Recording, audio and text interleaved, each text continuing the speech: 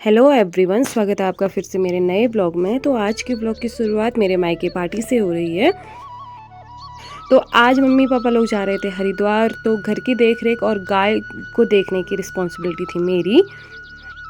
तो यहाँ पर मम्मी पापा को तैयार करके उनको विदा कर दिया था। तो भाभी लोग भी उनको विदा करने के लिए आए थे।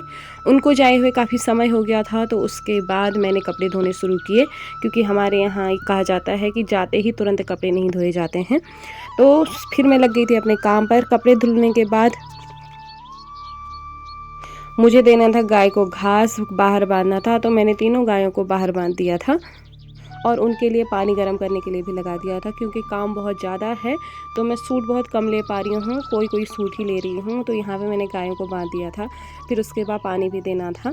तो यहाँ पे गायों को बांधने के बाद मैं चली गई थी नीचे, और अब मुझे करनी थी खाना बनाने की तैयारी। खाना बनाने के लिए आज प्लान था मेरा झोली चावल बनाने का, क्योंकि झोली चावल मेरा ऑल टाइम फेवरेट है। तो यहाँ पे मैं पालक तोड़ रही हूँ खेत से, पालक की सब्ज़ी और झोली चावल बनेगा। तो ऊपर के खेत से मैंने पालक तोड़ लिया था और नीचे के खेत से तोड़ रही थी मैं धनिया झोली में डालने के लिए। तो हस्बैंड शूट कर रहे थे, तो फिर वहीं पर बैठ करके मैंने पालक काटा बाहर, और वहाँ पे कपड़े भी धुल रहे थे एक तरफ। और ये रही पालक जो मैं तोड़ के लाई थी खेत से। और यहाँ पे हमारी दूसरी तरफ मूली भी सूख रही थी। मौसम काफ़ी अच्छा हुआ था, धूप भी अच्छी आई हुई थी, तो सूख भी अच्छे से रही थी। फिर हम लोग चले गए थे गाय को पानी देने के लिए। अब हमें नमक नहीं मिला था, तो स्वामी गए थे नमक लेने के लिए, और मैं यहाँ पे गायों को पानी दे करके आ गई थी।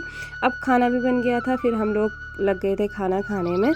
खाना हमने बाहर ही खाया, क्योंकि अंदर बहुत ठंडा हो रहा था। तो बाहर बैठ के हम लोगों ने खाना पीना खा लिया था।